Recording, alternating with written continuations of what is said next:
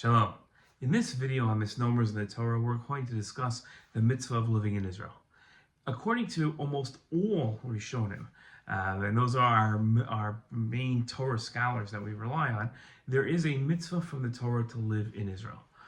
It's undeniable. The Ramban says it explicitly that one of the 613 mitzvahs is to live in Israel, and he has no qualifications to that mitzvah, as that each person, according to the Ramban, is obligated, just as they're obligated in any other mitzvah, to live in Israel.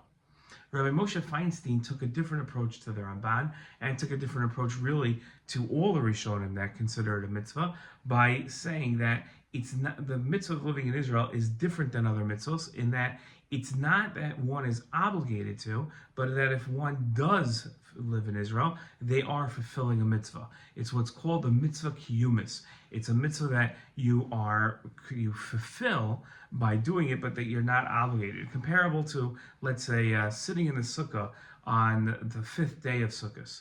On the fifth day of Sukkot, one isn't obligated to sit in the sukkah, but if they do sit in the sukkah, then they fulfill a mitzvah.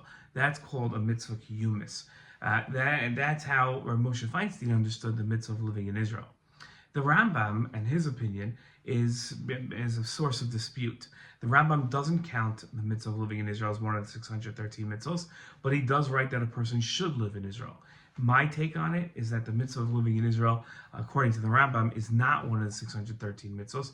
It's not a mitzvah that one has to do, but rather perfects somebody philosophically when they do live in Israel. It's the best thing for a person to do, which is why the Rambam quotes the Gemara that says that a person should live in Israel, because it is the best place for a Jew to live for various different reasons. That's today's video on Misnomers in the Torah. Shalom.